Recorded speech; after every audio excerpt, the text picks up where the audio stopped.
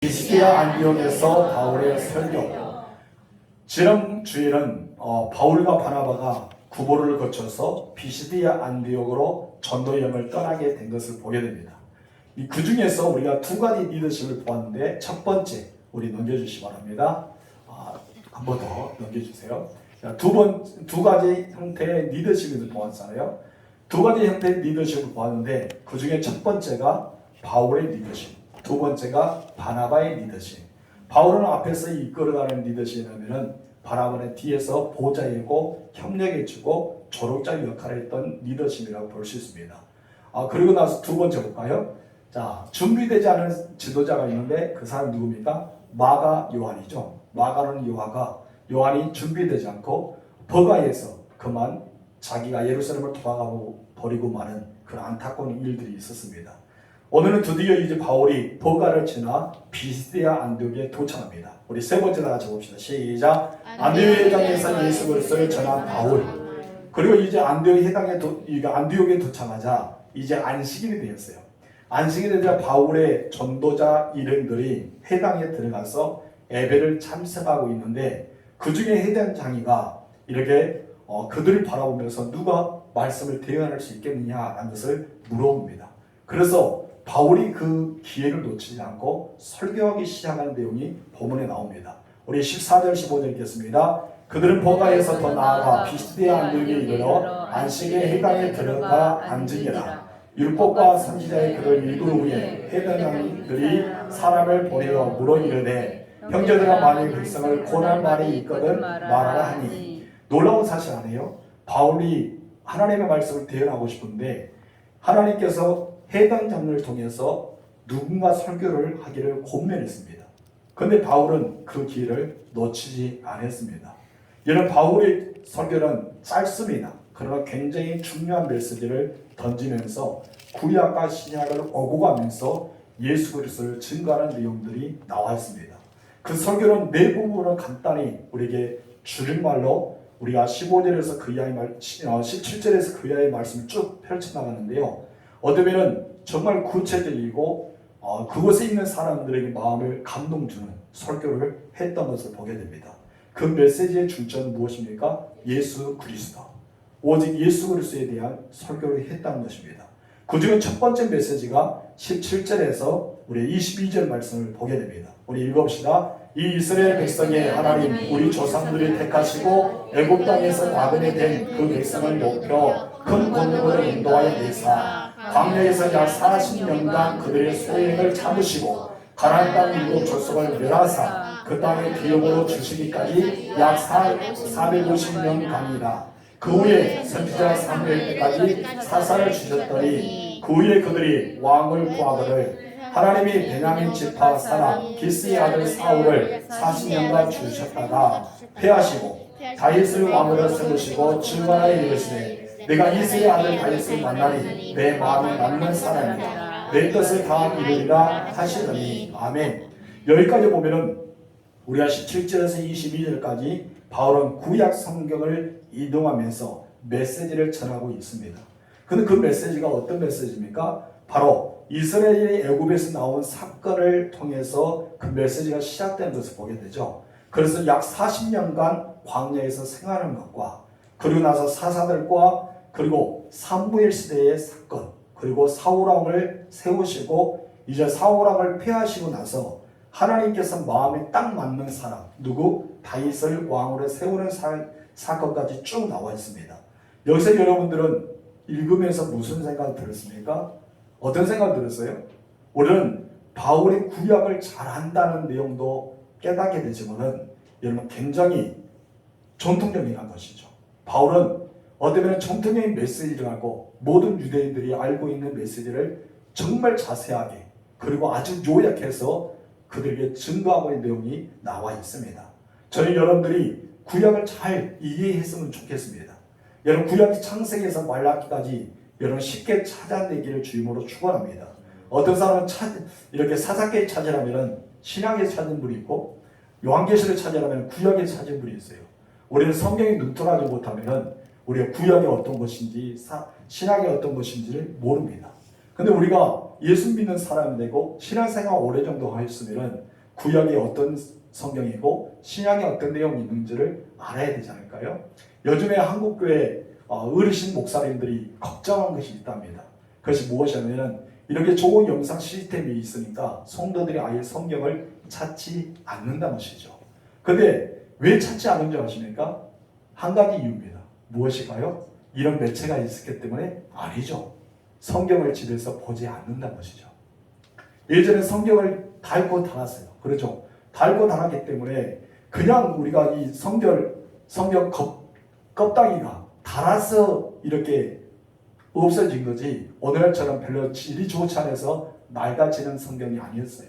그렇기 때문에 너무나 많이 읽어서 이 성경이 이렇게 얇은 것이 어떠니까 두꺼워졌어요. 얼마나 많이 읽었으면.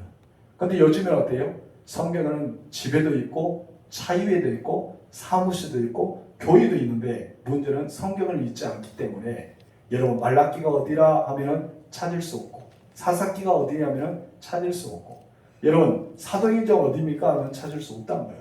앞에서 한 면을 우리가 영상 예배를 드린다는 이 핑계를 통해서 교회가 너무나 영상 예배 드리니까 찾을 필요가 없습니다. 그것은 우리의 핑계죠.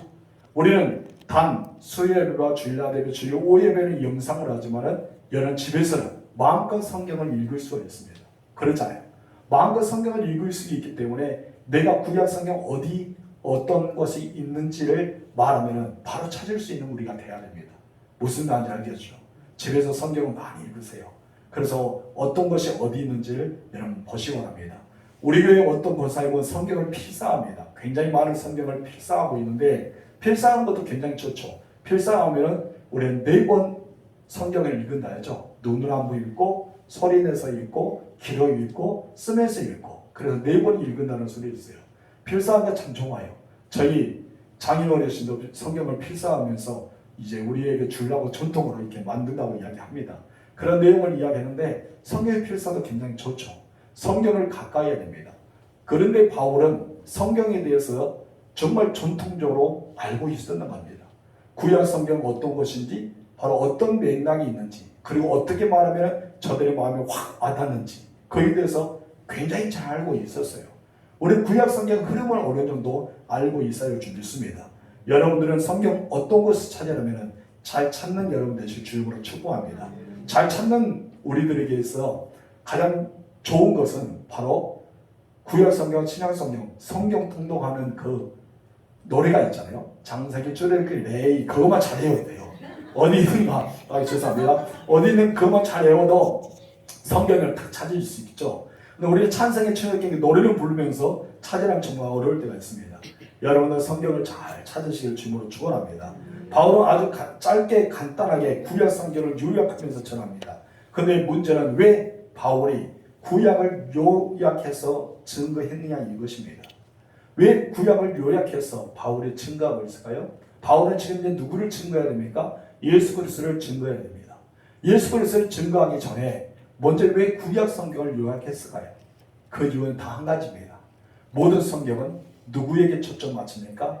예수 그리스도에 초점을 맞췄어요.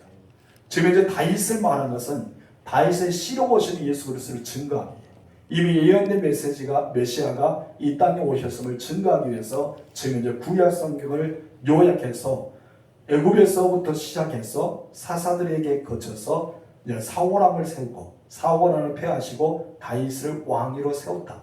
그런데 다윗을 왕으로 세웠는데 너무나 내 마음에 맞는 사람이었다.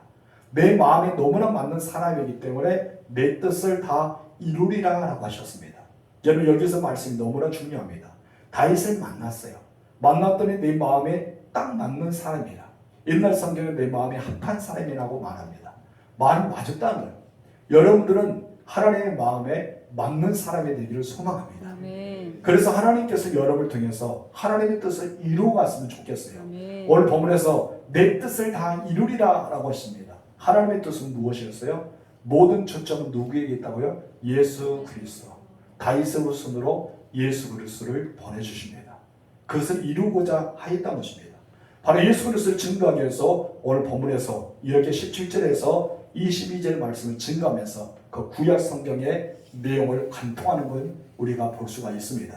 그 다음에는 우리가 23절에 25절 말씀에 두 번째 메시지 나옵니다. 우리 읽어봅시다. 하나님이 시작. 하나님이 약속하신 대로 이 사람의 후손에게 이스라엘을 위하여 구주를 세우셨으니 곧 예수라. 그가 오시기에 앞서 요한이 먼저 세례의 회개의 세례를 이스라엘 모든 백성에게 전파합니다. 요한이 그 달려갈 길을 마칠 때에 말하되 너희가 나를 누구로 생각하느냐? 나는 그리스도가 아니라 내 뒤에 오시는 이가 있으니 나는 그 발의 신발끈을 풀기로 감당하지 못하리라 하였으니. 아멘.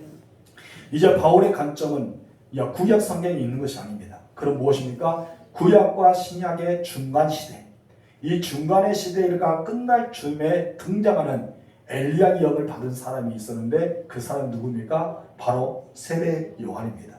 이제 세례 요한의 사건을 하면서 예수님이 오시기 전에 메시지를 증가하는 그런 내용이 나옵니다. 여러분, 세례 요한과 예수님은 나이 차이가 얼마 나지 않죠? 우리가 성경 보면은 복음서에서 마리아가 아이를 가졌다는 소리를 들어요. 성령으로 잉태했다는 소리를 들립니다.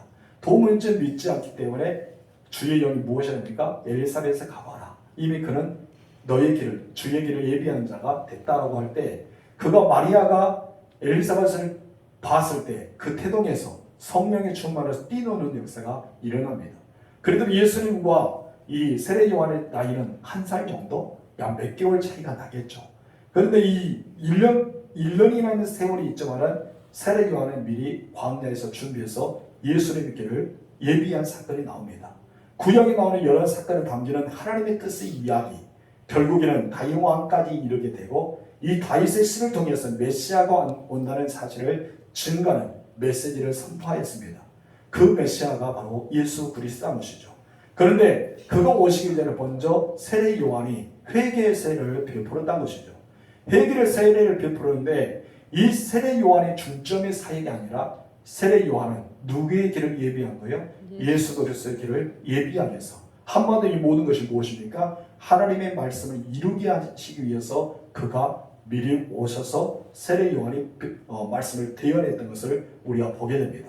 그런데 예수님에 대해서 소개하면서 어떻게 소개합니까? 내 뒤에 오시는 이가 있으니 나는 그 발에 무엇을? 신발끈을 풀기도 감당하지 못할 정도로 굉장히 능력이 있는 분이다 라는 것을 증거하는 내용이 나옵니다. 여기서 우리들의 예수 그리스도에 초점을 맞추고 있는 바울의 메시지를 알 수가 있습니다. 바울은 바로 예수 그리스도를 말하고 싶은 거예요. 예수님 말하기 전에 그들이 잘 알고 있었던 이야기를 먼저 합니다. 그 중에 첫 번째가 뭡니까? 구약 성경에 대한 그들에게 익히 알고 있었던 사실을 증거합니다. 두 번째는 무엇입니까? 세례 요한이죠. 그 사람들 세례 요한을 알았어요. 광야에서 메뚜기와 석청을 먹고 또 가죽띠를 입고 많은 사람의 회개의 세례를 베풀었던 사실을 알고 있었습니다. 그런데 그가 왜 그렇게 했는지는 사람들이 가물가물할 거예요. 그런데 세례 요한이 왜 그러냐? 바로 주의 길을 예비하기 위해서 광야에서 외친 자의 소리가 되었다는 것을 보여줍니다. 우리 네 번째 다 같이 읽읍시다. 시작. 다윗의 씨에서 나온 메시아. 이제 세 번째 설교가 들어갑니다. 우리 26절에 37절, 우리 11절 말씀 좀 길지만 함께 읽어봅시다. 형제들아, 아브라함의 후손과 너희 중 하나님을 경외하는 사람들아, 이 구원의 말씀을 우리에게 보내시거든. 여기서 중요한 말씀입니다. 어떤 말씀 보냈다? 구원의 말씀. 이제 이 바울이 정말 말하고 싶은 메시지가 담겨있습니다. 구약에서 세례 요한에 걸쳐서 세 번째 메시지는 구원의 말씀을 우리에게 보내주셨다는 것이죠. 우리에게 보내주셨는데, 자, 27절 시작. 예루살렘 사는 자들과 그들 관리들이 예수와 이 안식마다 외우는 바 선지자의 말을 알지 못함으로 예수를 정죄하여 선지자의 말을 응하게 하셨도다. 선지자 말이 무엇이에요? 예수가 죽는 거죠. 고난을 받아 죽는 겁니다. 그러면서 무엇입니까? 죽을 죄를 하나도 찾지 못하였으나 빌라도에게 죽여달라 하였으니, 누가 죽여달랍니까? 대제사장과 이스라엘 백성들이 죽여달라 하잖아요. 성경에 그를 가르쳐 기록한 말씀을 다 응한 것이다. 너무나 중요했어요. 성경이 이미 말씀한 거다. 구약성경 내가 너희에게 말하지 않았냐? 이것은 이미 말한 거다 하면서 후에 나무에 내려다가 무덤에 두었으나 하나님의 죽은 자 가운데서 그를 살리신지라. 다시 갈릴리로부터 예루살렘에 함께 올라온 사람들에게 여러 날 보이셨으니. 다 같이 시작. 넘겨줘. 정신을 잘 차려야 됩니다. 또 내려가야지 되는데. 사슴이 자, 하나 더 내리세요. 시작. 성경에 그를 가리켜 기록한 말씀을 다 응하게 한 것이라. 후에 나무 위에서 내려다가 무덤에 두었으나 하나님의 죽은 자 가운데서 그를 살리신지라. 갈릴리로부터 예루살렘에 함께 올라간 사람들에게 여러 날 보이셨으니 그들이 이제 백성 앞에서 그의 증인이라. 우리도 조상들에게 주신 약속을 너희에게 전파하노니 곧 하나님이 예수를 일으키사 우리 자녀들에게 이 약속을 이루게 하셨다 하니라. 시편 2째 편에 기록한 바와 같이 너는 내 아들이라 오늘 너를 낳았다 하셨고 또 하나님께서 죽은 자 가운데서 그를 일으키사 다시 썩음을 당하지 않게 하실 것을 가르쳐 이르시되 내가 다윗의 거룩하고 미쁜 은사를 너희에게 주리라 하셨으며 또 다른 시편에 이르시되 주의 거룩한 자로 썩음을 당하지 않게 하시리라 하셨느니라. 다윗은 당시에 하나님의 뜻을 따라 섬기다가 잠들어 그 조상들과 함께 묻혀 썩음을 당하였으되 하나님께서 살리신 이는 썩음을 당하지 아니하였나니. 아멘. 여기서 바울은 다윗은 죽어 썩어졌다. 그러나 예수는 썩지 않았다. 이것을 이야기합니다. 바울은 해방에서 설교하면서 그들이 그토록 자부심을 가지고 있던 구약의 사건을 끄집어냈습니다. 그러나서 출애굽 사건부터 시작해서 다윗 왕의 사건까지 아주 간단하면서 요약해서 쉽게 설명했던 것을 보게 됩니다. 그리고 다윗의 시에서 나왔던 메시아, 이 메시아를 예언하고 있는 메시아가 나오는데요. 그 메시아가 누구냐? 바로 예수 그리스도라는 것이죠. 그 예수 그리스도가 어떤 분인가? 예수가 어떤 분인가? 여기에 대해서 설명하면서 예수는 십자가에 죽으셨어요. 그것은 이미 성경을 응하게 하기 위해서 그렇게 죽으셨다. 그러니까 놀라운 사실은 예수는 죽어서 썩어지지 않았다. 너희들이 영웅처럼 생각했던 다윗, 이 다윗은 죽었다. 그의 사명이 다 끝나자 죽었다는 것이죠. 그리고 그 육체는 어떻게 됐습니까? 썩어졌다. 이미 썩어졌다는 것입니다. 우리 모든 인간들은 죽으면 어때요? 부패되잖아요. 그래서 묘에 안장되면 사람들이 다 썩어집니다. 몇 년 뒤에 우리 육체를 꺼내보면 어떤 분은 해고만 있는 분도 있고 어떤 분은 해고까지도 모든 뼈가 다 사라질 때가 있습니다. 흙으로 왔으면 흙으로 돌아갔다는 것이죠. 다윗도 신이 아니기 때문에 썩어질 수밖에 없습니다. 그래서 썩지 않은 분이 있어요. 십자가에 죽으셨지만 다시 살아나셨습니다. 그 살아나신 분이 바로 예수라는 것이죠. 썩어진 씨로 된 것이 아니라 썩지 않았음을 여기서 선포하는 것을 보게 됩니다. 이 얼마나 놀라운 메시지입니까? 이것이 바로 세 번째 메시지입니다. 이 바울이 전하고 싶은 것은 예수 그리스도라는 것이죠.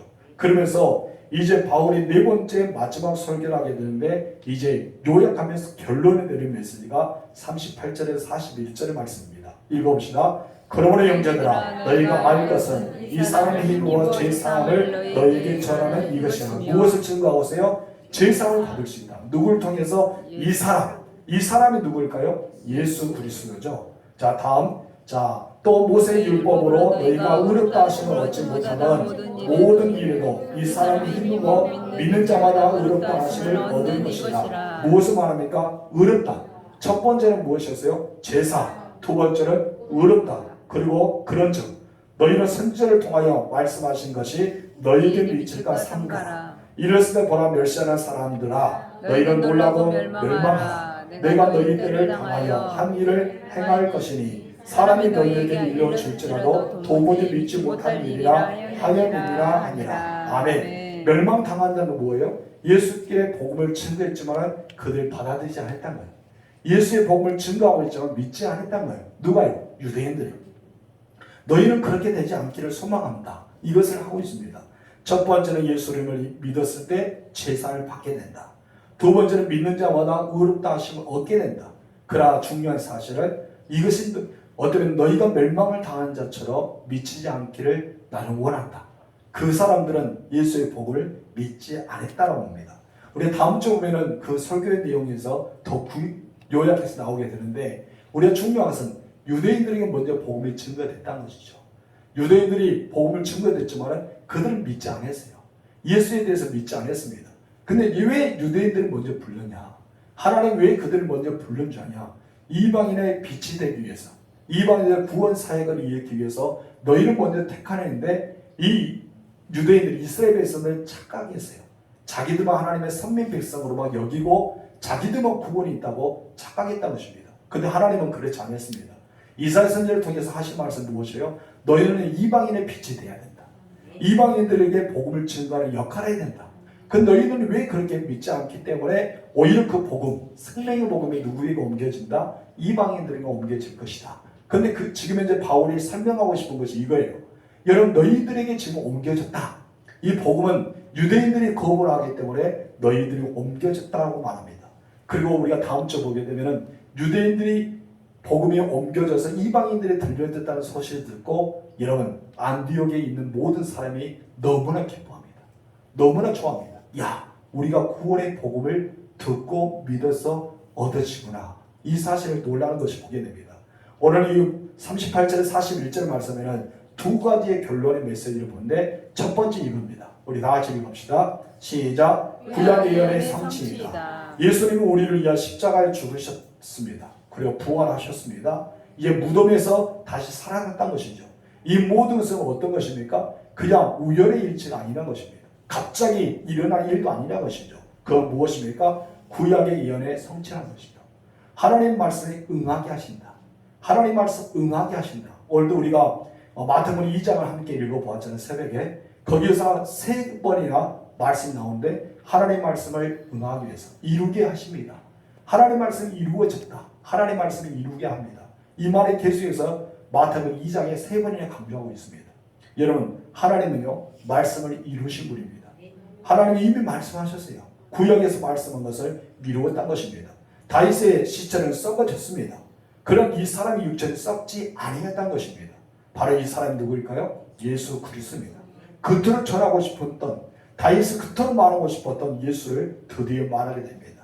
오직 예수 그리스도의 힘입어, 오직 예수 그리스도의 힘이 입을 때만이 우리의 모든 죄사함을 받게 된다는 것을, 그곳에 있는 비시디아 안디옥에 해당 있는 모든 사람에게 복음을 증가하고 있는 것입니다. 너무나 중요합니다. 죄사함을 받을 수 있는 것은 예수 그리스도를 힘입을 때만 가능합니다. 두 번째 다 같이 읽읍시다. 시작. 의롭다함을 받게 되는 길이 열렸다. 바울은 모세 율법은 의롭다 하심을 얻지 못한다고 설명합니다. 그러나 예수를 힘입어 믿는 자만이 의롭다 하심을 받는다는 사실을 증거합니다. 여러분, 누구든지 예수를 믿으면 의롭다 하심을 받는 거예요. 누구든지 예수를 믿으면 제사함을 받는다고 설교하는 것입니다. 이것이 우리가 전하는 복음입니다. 여러분이 그토록 말하고 싶은 복음이 이것입니다. 예수를 믿을 때만이 제사함을 받는다. 예수를 믿을 때만이 의롭다는 것을 얻는다. 그렇기 때문에 우리는 어디 있는다? 천국에 갈 수 있다. 바울이 그토록 사모하고 목숨을 바치면서까지 증거하는 그 이름 예수, 우리가 사모하고 전해야 되지 않을까 생각해 봅니다. 여러분 안에 예수가 가득하기를 소망합니다. 예수님이 계신 복음이 되기를 소망합니다. 여러분이 예수님 안에 나타나길 주님으로 축원합니다. 여러분, 이것이 바울의 설교예요. 굉장히 긴 내용이지만 짧게 말해서 오직 구약에부터 시작해서 지금까지 흐름의 모든 과정을 예수님은 다윗을 비유하면서 설교하면서, 바로 다윗은 썩어졌지만 이 예수님은 썩지 않는다. 그런데 왜 썩지 않은 줄 아냐? 바로 그가 성경에서 선지자들이 하신 말씀을 이루었기 때문이다. 바로 그 예수가 오셨다는 거예요. 그러니까 이것을 들었던 사람들 마음이 어떻습니까? 뜨거워지기 시작하죠. 마음이 뜨거워집니다. 막 감동이 됩니다. 은혜가 됩니다. 다음 주 우리가 보게 되는데 그 사람들이 더 듣고 싶어서 다음에 또 해당에 와서 설교해달라고 요청까지 합니다. 복음의 능력이 여기 있습니다. 여러분, 우리는 설교 들을 때 마음이 뜨거워져야 돼요. 예수를 증거할 때 우리의 마음이 뜨거워져야 됩니다. 여러분 안에 예수가 가득하기를 소망합니다. 여러분의 예수만이 증거하는 복음의 역사가 일어나기를 소망합니다. 그러기 위해서는 내 삶이 누가 나타나야 돼요? 예수님이 나타나야 됩니다. 여러분, 예수만 충만하시기를 주로 축원합니다. 기도하겠습니다. 하나님 아버지, 감사합니다. 바울이 전도 여행을 통해서 우리가 배우게 되고 깨닫게 하는 것은 바로 예수 그리스도입니다. 하나님, 우리들이 바울을 통해서 다시 한번 깨닫게 하시니 너무나 감사드립니다. 예수님이 내 안에 계시기를 소망합니다. 예수님이 내 삶에 나타나기를 원합니다. 예수님 우리 교회에 계시기를 소망합니다. 그래서 우리 짧은 삶이지만 우리가 가는 곳마다 예수님을 전파해서 하나님이 위에서 우리를 부르실 때 너는 무엇을 하고 왔느냐라고 할 때 우리는 예수님을 증거하고 왔습니다. 예수를 위해서 삶을 살고 왔습니다. 이렇게 고백할 수는 우리가 되게 하옵소서. 그래서 이 땅에 사는 동안 우리의 값지는 인생이 되어지고 가장 영광스러운 삶을 살며 살아갈 수 있도록 은혜를 내려 주옵소서. 바울은 기회를 놓치지 않고 예수 그리스도를 증거하기 위해서 바로 출애굽 가정부터 시작해서 두 번째 왕 다윗에까지의 메시지를 증거했습니다. 그 예수 그리스도를 증거하기 위해서 다윗의 씨를 알리면서 바로 썩음짐과 썩지 않음에 대해서 우리에게 나타내 보였습니다. 우리는 이 메시지를 우리 가슴에 받아들이게 하여 주시고 오직 내 안에서 예수님이 숨을 쉬고 살아 움직이었으나 일어나게 하옵소서. 그래서 우리가 살아도 주를 위하여서 죽어도 주를 위하여서 살아 죽으나 우리는 주의 것이라고 고백할 수 있는 우리 모두가 될 수 있도록 역사하옵소서. 하나님 아버지, 은혜의 물결이 머리에서 내 발끝에 흘러 넘치게 하여 주시고 내 심장이 예수님 때문에 뛰게 하여 주시고 내 입술이 예수의 복음을 증가하는 우리 모두가 되게 하옵소서. 예수님의 이름으로 기도합니다. 아멘. 주기도문 하겠습니다.